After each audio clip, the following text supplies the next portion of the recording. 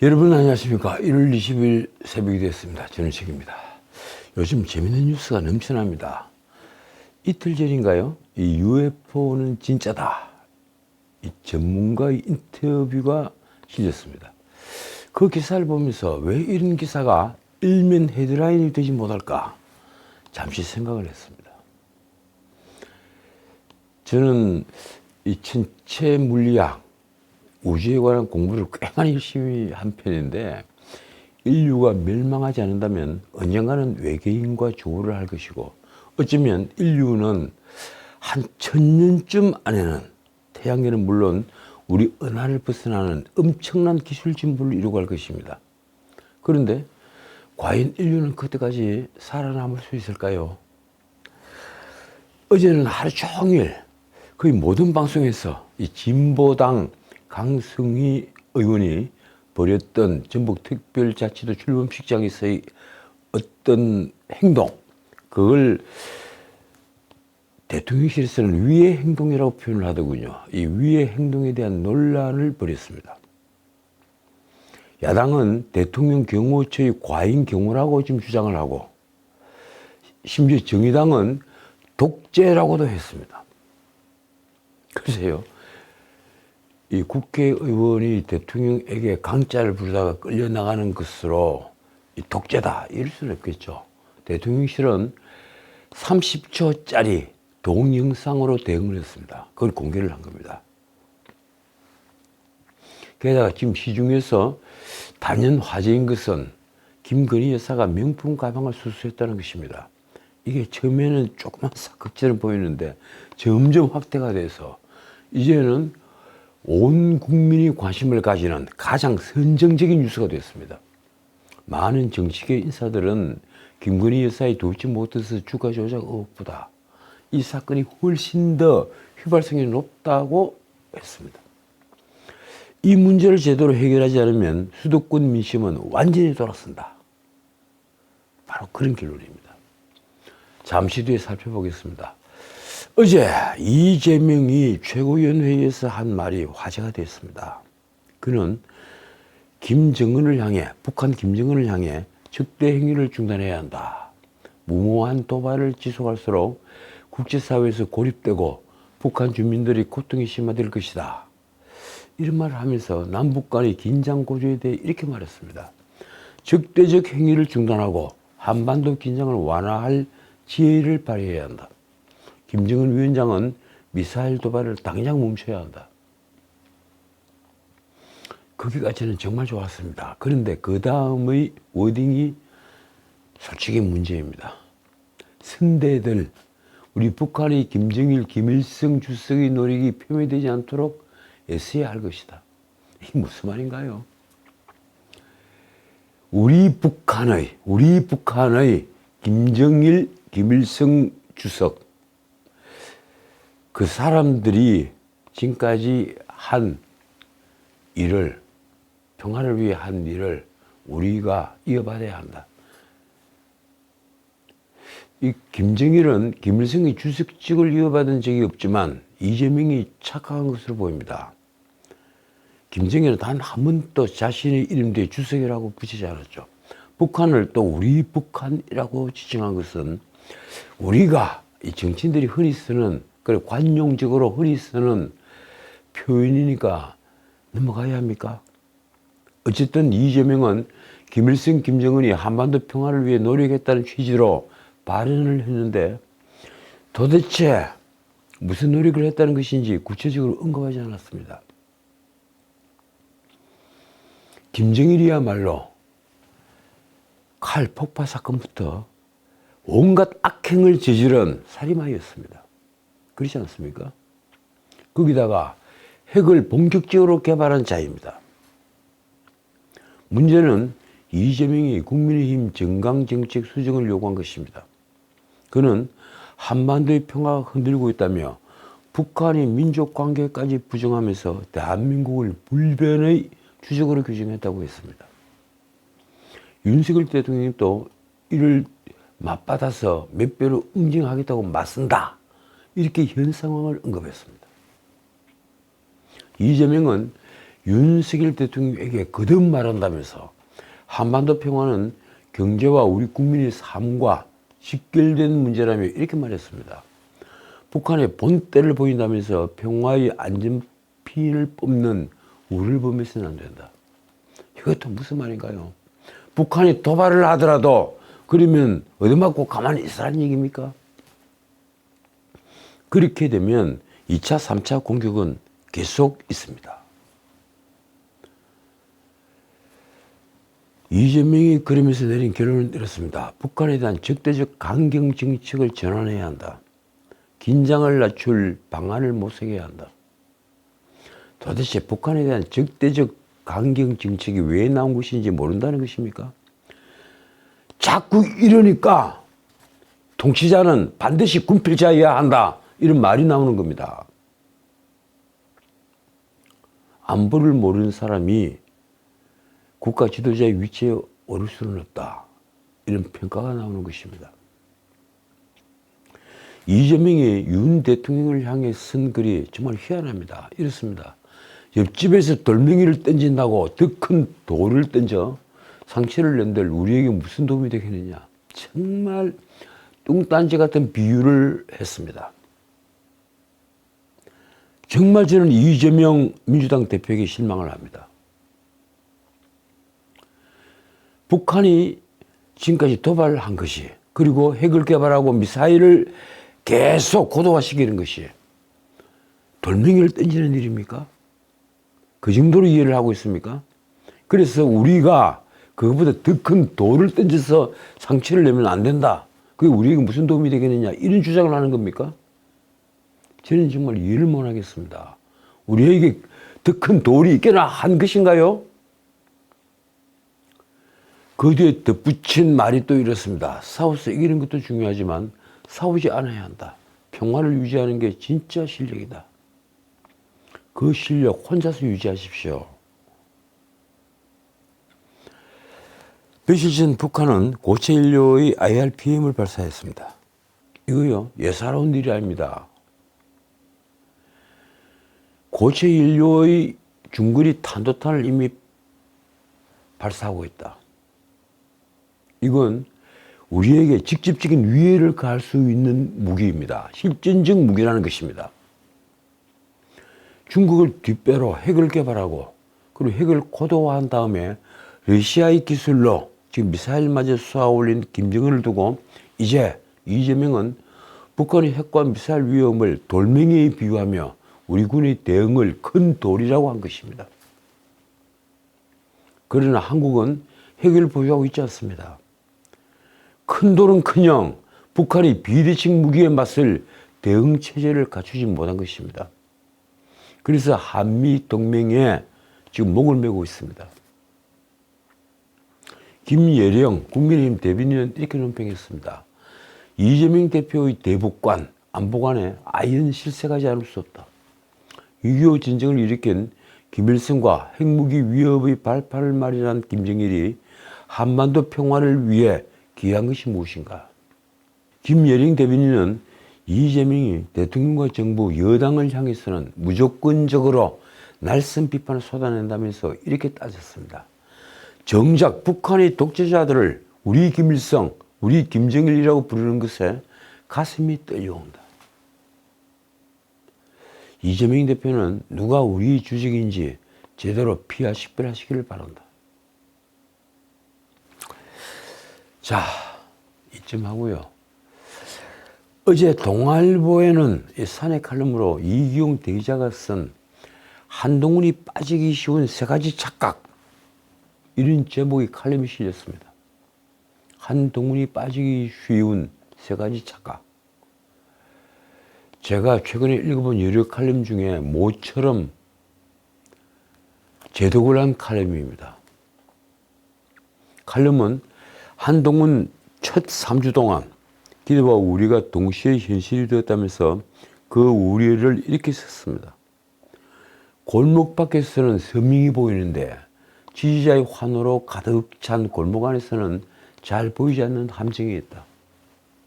참 재밌는 표현입니다. 골목 밖에서는 아주 선명히 보이는데 골목 안에서 이 지지자들이 환호를 둘러싸이면 보이지 않는 함정이다. 그러면서 한동훈이 경계해야 할 함정은 크게 세 가지라고 했습니다. 첫째는 놀랍게도 김건희 여사 문제를 이대로 뭉개고 가도 괜찮을 거라는 속삭임. 속삭임이란 말이 무슨 말입니까? 바로 유혹이란 말이죠. 그렇게 해서는 안 되는데 야, 이렇게 해도 되지 않을까 하는 유혹적 현상. 김건희 여사를 막 뭉개고 가자. 그래도 아무 일도 없을 것이다. 이런 유혹. 당장은 여론이 안 좋지만 곧 공천이 본격화되면 사람들의 관심이 그쪽으로 다 쏠리기 때문에 뒷전으로 묻힐 것이라는 기대인데 이기용 대기자는 물론 착각이라고 단정합니다. 그건 착각이다. 절대 묻히지 않는다. 대선 때 윤석열 후보를 찍었지만 대통령이 당장학 시도 그리고 김건희 여사 스캔들로 인해서 한 발짝 물러선 중도층은 대통령과 한동훈이 이 문제를 어떻게 풀지 냉정히 지켜보고 있다는 것입니다. 그 중도층 대부분은요. 윤석열을 지지해서 찍은 것이 아니라 이재명이 찍고 나는 것을 두려워했기 때문에 윤석열을 지지했다고 저는 믿습니다. 제가 KBS 정치합시다 이 대선 해설 프로그램을 5, 6회 진행을 하면서 그때 각 지역을 돌면서 느낀 감정입니다. 이경은 이렇게 단정합니다. 일시적 관심이 아니다. 아바타론의 진위를 판가는 말 리트머스 시험지를 이긴다. 아바타론. 그건 한동훈이 윤석열이 아바타다. 이 얘기죠. 한동훈이 이 일을 처리하는 데 따라 정권의 공정성에 대한 평가와 보수 진영 미래 주자에 대한 평가를 좌우할 저울이 되어버린 것이라는 얘기입니다. 단순히 총선 승리 그 결과가 문제가 아니라 한동훈이 미래도 걸려있다는 얘기입니다. 이경은 설령 총선 결과가 여당에 나쁘지 않게 나오더라도 야당은 대선까지 이 문제를 끌고 갈 것이라고 썼습니다. 차기 정권을 어느 쪽이 차지하든 이 문제를 건드리지 않을 수 없다. 이경은 한동훈이 10개월 넘는 법무장관 재임 동안 김건희 특검 문제를 방치했다고도 했습니다. 명품백의 경우에 받은 사람은 직무 관련성이 있을 경우에만 처벌하도록 규정을 하고 있죠. 그래서 김건희 여사는 윤리적 책임만 지게 될 공산이 아주 컸습니다. 그런데 권력이 바로 그 명품백 사건을 건드리는 것을 계속 피하다가 무조건 피하다가 결국은 종량으로 암덩어리로 키워버렸다고 썼습니다. 그러면서 이기용은 조선일보가 이미 달포 전에 내놓았던 총선의 특검을 주장했습니다. 특검 선정은 대한변협 등 공신력 있는 외부기관 추천으로 하고 수사 개시는 총선 직후에 하는 대안을 제시하면 된다. 문제는 이 대안을 야당인 민주당이 받지 않는다는 거죠. 민주당은 지금 곧장 하자는 거죠. 이기용은 지금 여당의 비상 상황은 대통령의 저조한 지지율이라고 했습니다. 사실 30%대 초반의 낮은 지지율로 총선을 치른다면 안방 지역인 영남은 사수를 하겠죠. 그런데 수도권은 참패가 예정되어 있습니다. 어제 갤럽 여론조사가 나왔죠. 윤석열 대통령에 대한 긍정평가, 직무수행에 대한 긍정평가는 1%포인트가 떨어져서 32%. 그리고 제 기억이 맞다면 부정평가는 무려 58%입니다. 이 상태로 수도권에서 과연 윤 대통령이 소속이 되어 있는 국민의힘이 총선에서 이길 수 있다고 생각하십니까? 저는 불가능하다고 생각합니다. 이기용이 지적하는 이유는 우리 모두가 알고 있는 것과 똑같습니다. 왜 지지율이 낮은 것인가? 물론 갤럽은 부정평가 이후로 민생 경제 대책 이 가장 큽니다. 그리고 두 번째가 이 외교, 뭐 이런 순서로 나갑니다. 그런데 우리 모두는 사실 첫째는 불통 이미지, 리더십이라고 얘기합니다. 갤럽에서도 이게 두 번째 크기로 되어 있습니다. 둘째는 바로 대통령 부인 문제로 인해 상식과 공정이라는 트레이드마크가 흔들린 탓이다. 그래서 이기용 대기자는 자기 편은 무조건 감싸고 돌았던 좌파 권력과는 역시 다르다고 국민이 고개를 끄덕일 수 있도록 해야 한다고 주문을 합니다. 누구에게? 한동훈에게 그렇게 주문을 하고 있는 겁니다. 그러면서 이기용은 한동훈이 취임사에서 586 청산을 강조했는데 옳은 방향이고 맞는 말이지만 그게 집권당 대표의 주된 메시지일 수는 없다고 지적합니다. 이 말도 굉장히 중요한 말입니다. 586 청산, 이거 굉장히 중요하지만 이게 리더의 주된 메시지는 아니다. 정치 지도자의 우선 역할은 비전 제시라는 것입니다. 그렇습니다. 대한민국의 미래와 도전, 과제를 말하면서 그 일환으로 수구월칙의 좌파 세력 청산이 제시됐어야 한다. 그러니까 주객이 바뀌었다는 거죠. 집권 보수당의 횃불을 들고 나왔으면 거기에 걸맞는 비전을 제시하고 목표를 향해 함께 가자고 국민에게 호소해야 한다는 것입니다. 거기에 연관되어서 운동권 전체주의 카르텔을 깨자 이런 주장을 했어야죠. 제가 이기용의 칼럼에 감탄한 것은 그 다음입니다. 이기용은 한동훈이 경계해야 할 세 번째 함정은 정치인으로서의 태생적 약점을 수사나 제스처만으로 만회하려는 아니함의 늪이라고 썼습니다. 제가 한동훈을 보면서 늘 걱정하는 부분이 바로 그 점입니다. 제스처, 외관적 포장, 그래서 얻는 대중적 인기, 그것은 바로 아니함의 늪입니다. 그는 한동훈이 타워팰리스에 살고 명문대 학벌, 검찰 고위직 출신 장인과 대형 로펌 소속 변호사 아내를 둔 것은 전혀 부끄러운 일이 아니라고 썼습니다. 저도 그 점에 동의합니다. 그런데 그 다음이 문제입니다. 하지만 한국 정치 풍토에서는 일정한 핸디캡이 될 수 있다. 그렇습니다. 한국 정치뿐 아니라 미국 정치도 마찬가지고 영국 정치도 마찬가지입니다. 무릇 지도자는 약자에게 다가서야 합니다. 이기용은 바로 그 점을 지적하고 있는 겁니다. 칼럼의 끝은 노골적으로 검사 이미지는 쉽게 벗기 힘든 굴레라는 걸 지적합니다. 이렇습니다. 누구나 우리 국민이 두 번 연속 검사 대통령을 뽑을까라고 자문해 볼 것이다. 아마 한동훈이 이 글을 읽는 순간 등골에 흐르는 서늘한 기운을 느꼈을 겁니다. 그러면서 칼럼은 공천 결과가 역시 검사 출신 낙인이 찍힐지 정말 다른 애가 될지 갈림길이 될 것이라고 썼습니다. 공천에서 승부가 난다는 겁니다. 그 공천이 윤통이 관련했다. 용산의 윤 대통령이 관련했다. 이런 느낌을 주는 순간 국민의힘은 망합니다. 칼럼은 박수와 환호는 착각을 불러일으킨다면서 이렇게 끝을 맺고 있습니다. 눈앞의 구름 인파만 보고 박수 소리만 듣다가는 골목 입구에서 팔짱을 낀 채 냉정히 지켜보는 구름 인파보다 몇백, 몇천 배 많은 대중의 존재를 잊기 십상이다. 그렇습니다. 침묵하는 다수를 우리는 늘 잊고 있습니다.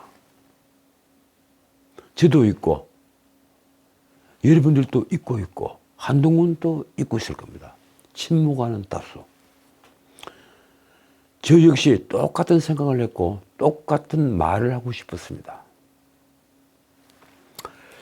자, 그 한동훈 비상대책위원장이 윤재옥 원내대표와 19일 오전 20분간 비공개 회동을 한 것이 뉴스가 됐습니다. 왜 회동을 했을까? 언론이 추적을 하니 김건희 여사 명품 가방 수수 의혹 대응을 놓고 여당 내에서 갈등 조짐이 보이자 의견 조율에 나섰다는 것입니다. 회동은 윤재옥이 요청했다고 합니다. 윤재옥은 전날 오전 의원총회에서 김 여사 명품 가방 사건과 관련해 사건의 본질은 부당한 정치 공작이라는 것을 의원들에게 다시 강조했습니다.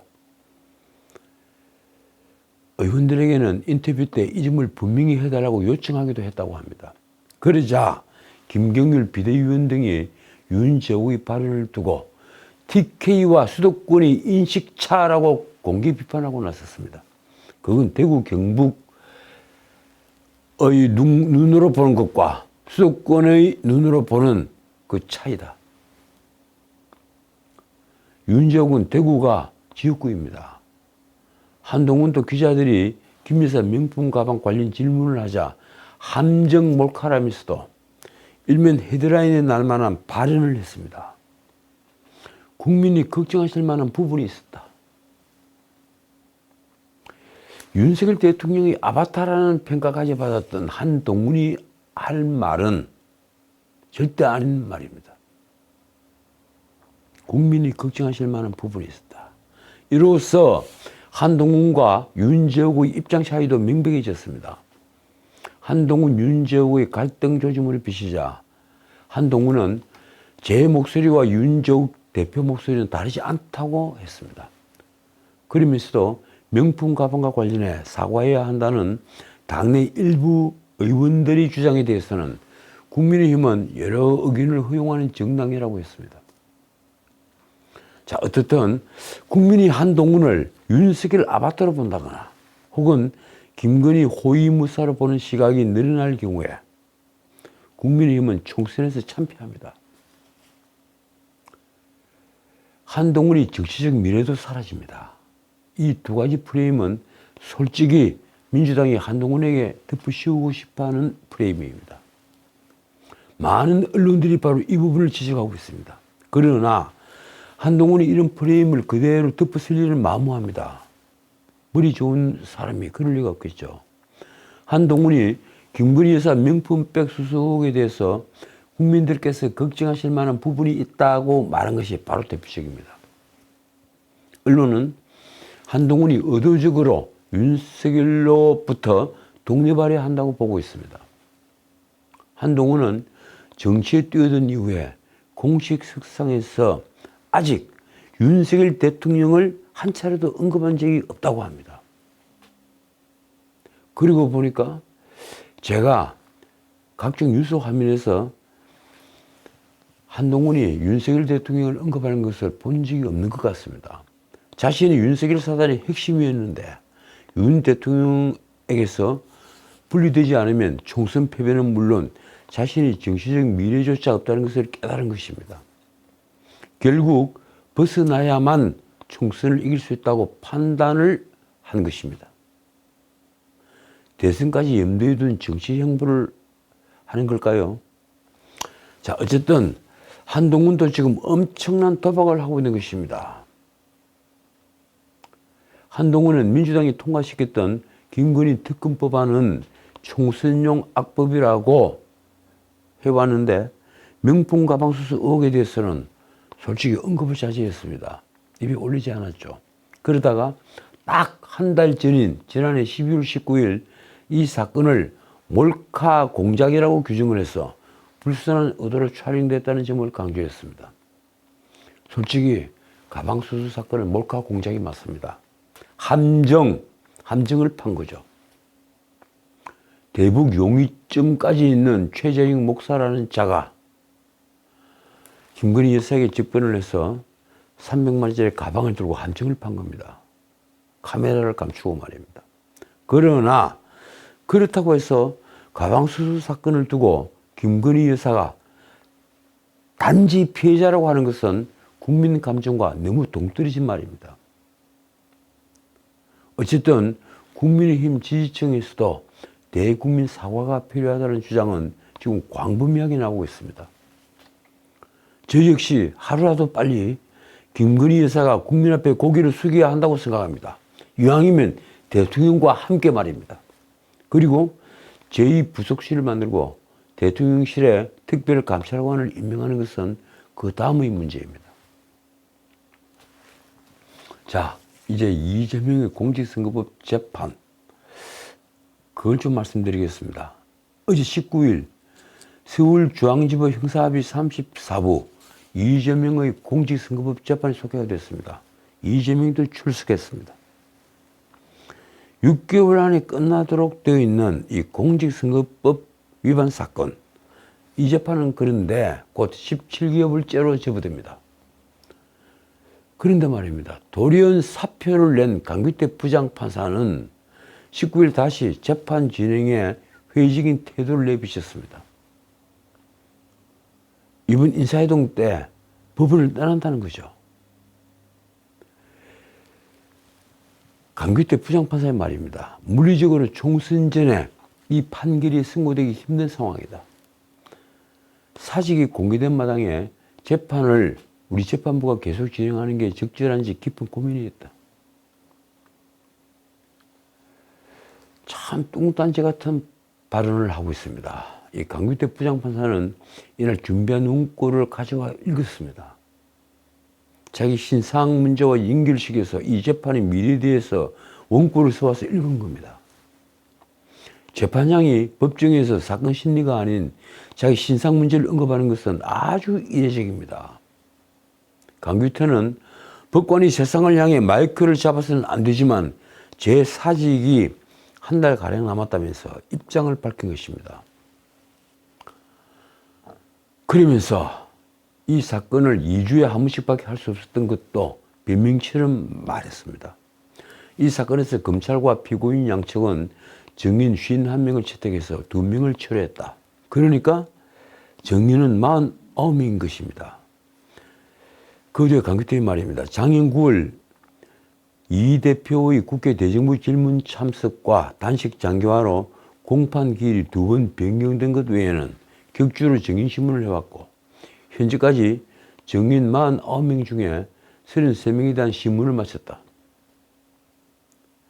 강 판사는 아직 약 3분의 1가량의 증인 신문 절차가 남아있고 부동의한 서증에 대한 조사, 그리고 검찰 구형, 최후 변론 절차, 판결문 작성에 소요될 시간까지 고려하면 판결 선고 시점을 가늠해 볼 수 있을 것이라고 했습니다. 뭐 이런 식으로 하면 올해 가을쯤 돼야 선고를 할 수 있겠죠. 그런데 과연 이재명의 우호적이 아니었다면 재판을 2주에 한 번씩 했을까요? 난 솔직히 묻고 싶습니다.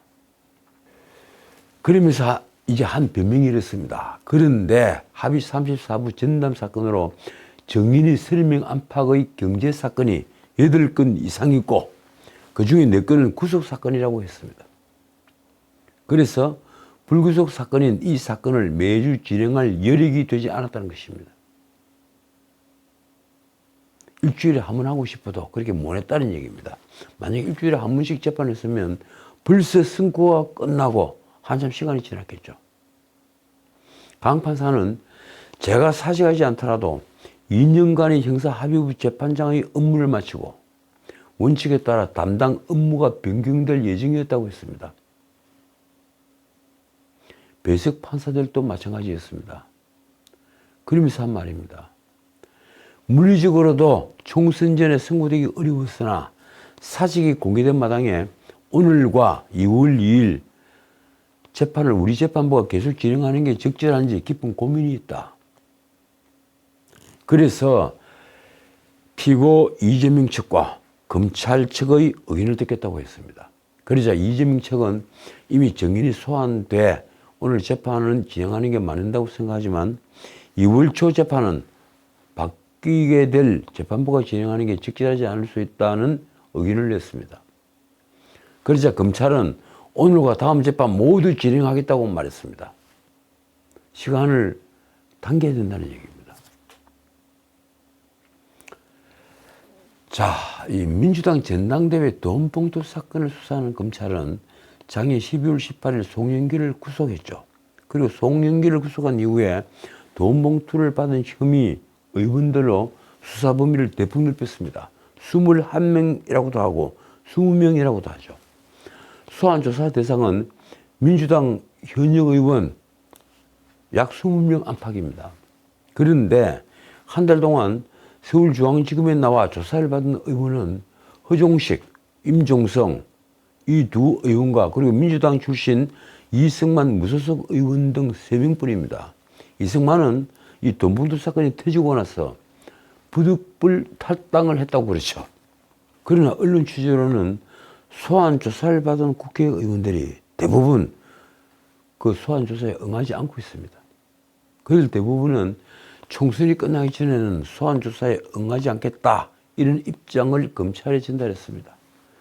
참 배짱들 좋습니다. 권력자들은 대부분 그렇게 배짱을 가진 겁니까? 해당 의원들이 검찰 소환 조사를 받았다는 보도가 나오면 공천과 총선에 불리하게 작용할 테니 일단 피하고 보자는 생각이라는 것입니다. 아니, 돈을 300만 원씩 받은 그런 분들께서 다시 국회의원에 출마를 하고 또 국회의원이 돼서 또 돈을 받겠다는 것입니까? 돈봉투 사건은 도대체 언제 끝날 수 있을까요? 정의를 실현하는 것이 왜 민주당 앞에서 계속 멈춰서는 것입니까? 제가 늘 드리는 말씀입니다만 특권은 반드시 부패합니다. 이 미하일 바쿠닌이 한 얘기입니다. 자, 오늘은 여기까지입니다. 윤석열 대통령은 왜 신년 기자회견을 하지 않은 걸까요? 미국 대통령은 거의 매달 한 번 아니면 2번 기자회견을 합니다. 사안이 있으면 본인이 먼저 기자실에 나타나죠. 그런데 윤 대통령이 한 기자회견은 취임 후 딱 한 번, 취임 100일 기자회견이 전부입니다. 그리고 도 스태핑도 2022년 11월 18일이 마지막이었습니다. 신년 회견 문제로 윤 대통령은 대통령실 참모들과 토론까지 했다고 합니다. 부작용을 염려했다는 후문입니다. 아니, 기자회견에 부작용이 왜 있다고 생각합니까? 결국 김건희 여사 특검 거부권 행사와 그리고 명품백 수수 의혹이 발목을 잡았다는 그런 얘기입니다. 저는 이 역시 소탐 대실로 생각합니다. 작은 것을 얻으려다가 큰 것을 잃는다. 윤 대통령께서 이 소탐 대실을 벗어났으면 하는 기대를 가지고 있습니다. 지금까지 전우식이었습니다.